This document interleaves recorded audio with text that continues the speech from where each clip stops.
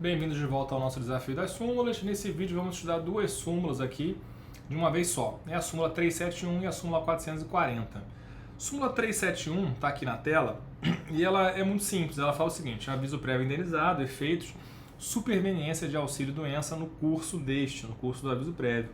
A projeção do contrato de trabalho para o futuro pela concessão do aviso prévio indenizado tem efeitos limitados às vantagens econômicas obtidas no período de pré-aviso, ou seja, salários, reflexos e verbas rescisórias. No caso de concessão de auxílio-doença no curso do aviso prévio, todavia, só se concretizam os efeitos da dispensa depois de expirado o benefício previdenciário. Então aqui é aquela ideia de que o aviso prévio, ainda que seja indenizado, ele se integra ao contrato de trabalho para todos os fins, tá? E aqui são finalidades econômicas, finalidades financeiras, aqui econômicas, como fala aqui a súmula, tá?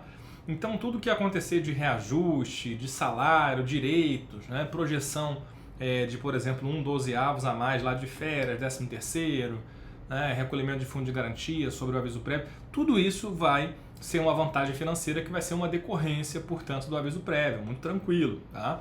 O que a súmula não reconhece aqui de forma indireta, né, mas ela acaba não reconhecendo, é, por exemplo, que o empregado ou a empregada adquira certas estabilidades, algumas garantias de emprego, né? Uma até que a gente viu recentemente, que é a súmula 369, por exemplo, a situação do dirigente sindical, né? Então, se a pessoa já foi pré-avisada, se o empregado já foi pré-avisado, recebeu o aviso prévio, e ele se candidata a um cargo de dirigente sindical após o aviso prévio, ele não vai adquirir, não vai ser detentor da garantia provisória de emprego. Tá? Por quê? Porque ele se candidatou após o aviso e o aviso só gera a finalidade econômica. Mas com relação a algumas outras estabilidades, né, essas estabilidades podem ser adquiridas sim no curso do aviso prévio. Por exemplo, aqui a situação da empregada gestante e também o caso do acidente de trabalho, né? Então, para tentar resumir, seria o seguinte: estabilidades pessoais, personalíssimas, que tem vista a necessidade de proteção daquela pessoa, né, como é o caso da gestante, do acidentado.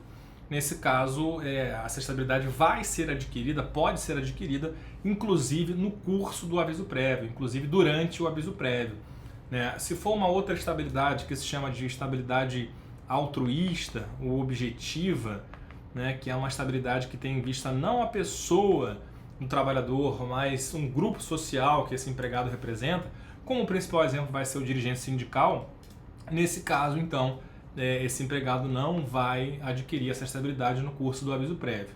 Basicamente é isso. E a súmula, essa parte final da súmula, é o seguinte: olha, o empregado ele já está pré-avisado, ele já recebeu o aviso prévio, né? E aí esse aviso prévio, por exemplo, trabalhado, né? Ou até mesmo indenizado eventualmente. E aí no curso do aviso prévio, digamos um aviso prévio de 30 dias, né? Pode ser mais, a gente sabe que pode ser 33, 36, 39, etc. Vamos pensar aqui nos 30 dias subsequentes, esse empregado ele passa a ser beneficiário de um benefício previdenciário.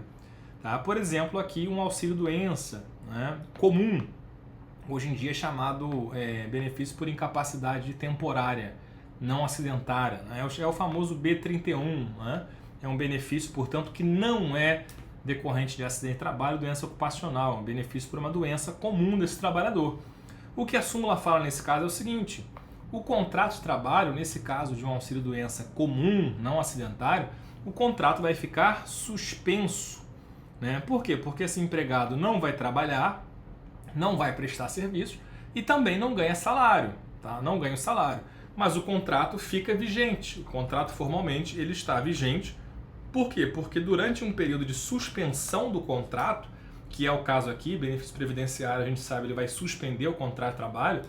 Durante a suspensão do contrato, o contrato não pode ser extinto, o contrato está suspenso, ainda que o aviso prévio já tivesse sido concedido, ok? Então o contrato fica suspenso.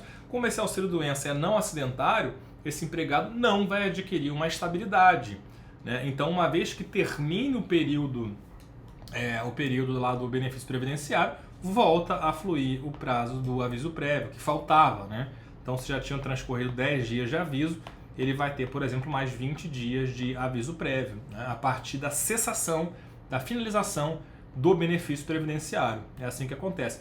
É claro que se esse benefício for um benefício previdenciário acidentário, acidente de trabalho, doença ocupacional, se for o B91, aí nesse caso esse empregado, claro, ele vai adquirir a garantia provisória de emprego, a estabilidade provisória do empregado acidentado, né? Artigo 118 da Lei 8.213. Né? Então ele vai ter uma estabilidade de 1 ano após a sua alta médica, né?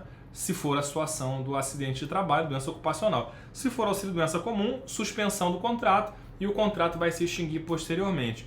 E a dúvida que vem para a gente naturalmente aqui, quando a gente estuda essa súmula 371, é a seguinte: tá, se o empregado não trabalha e não recebe salário, quer dizer, se o contrato fica suspenso, qual é a vantagem? O que esse empregado vai ter de direito em virtude dessa suspensão? Existe alguma diferença prática para esse empregado?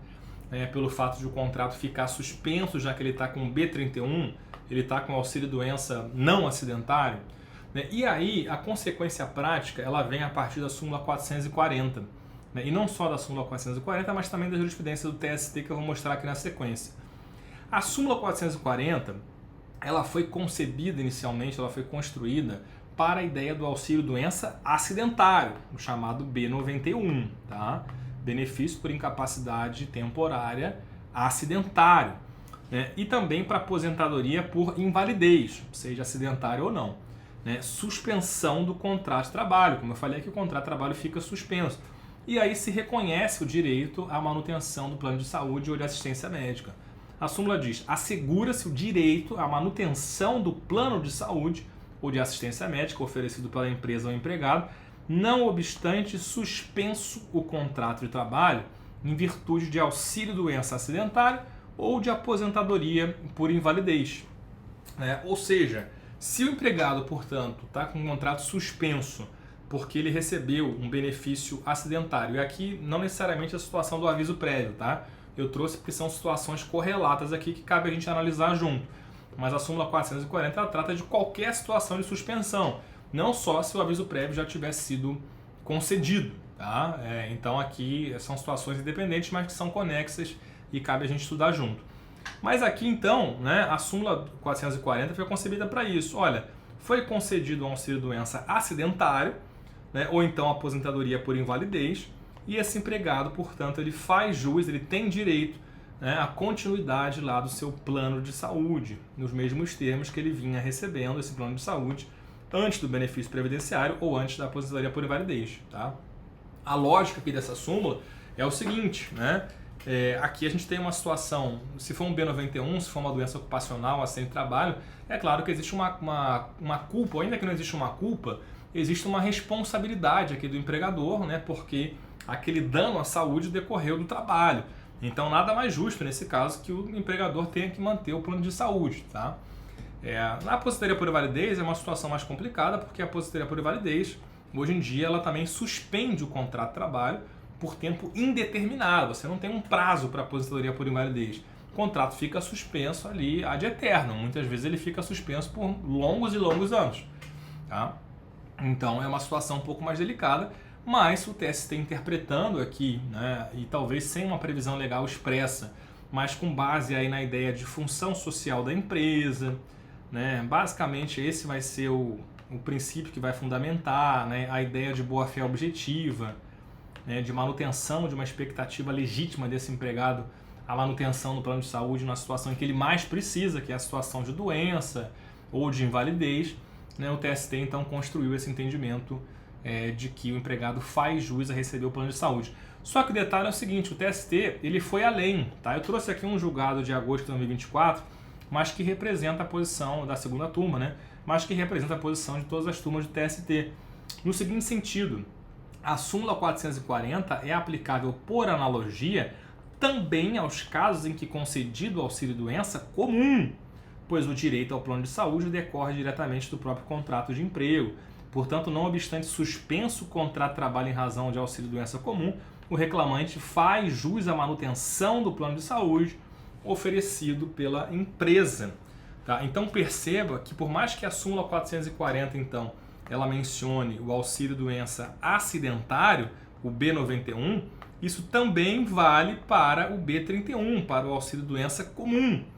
Tá? Seria então uma construção do TST que não tem previsão legal expressa, volto a dizer, né, mas com base na função social da empresa, boa-fé objetiva, né, com base na ideia de que seria um efeito conexo aqui do contrato de trabalho, né, o que decorre do próprio contrato de trabalho. O TST então tem interpretado pacificamente de que esse empregado, ainda que seja um B31, um auxílio doença comum, ele tem direito à manutenção do seu plano de saúde. Tá? E aí, voltando aqui à súmula 371 agora, o efeito prático é esse, né? O empregado recebeu um aviso prévio, nesse dia maravilhoso que é o dia 20 de setembro, né? Que é o dia do meu aniversário. Aí, digamos que 5 dias depois, no dia 25, né? Aviso prévio indenizado ou trabalhado, tá? Tanto faz. 5 dias depois, ele obtém um benefício previdenciário não acidentário, um B31, um auxílio doença comum, tá? Esse empregado, então, esse contrato não vai se extinguir, por exemplo, no dia 20 de outubro. Esse contrato vai ser mantido, ele fica suspenso, o contrato está suspenso e esse empregado tem direito de ter manutenção do seu plano de saúde. O plano de saúde vai ser mantido até a extinção do seu contrato de trabalho, lá quando terminar o benefício previdenciário, né? Aí você vai terminar de contar o aviso prévio, e aí sim que vai ser extinto o contrato. Tá? Então, o principal efeito prático aqui para o trabalhador, nesse caso da súmula 371, conjugando com a súmula 440, vai ser a manutenção do plano de saúde. Ok? Então, com isso, a gente conseguiu fechar aqui 2 súmulas. Fico por aqui, um abraço e até o próximo vídeo.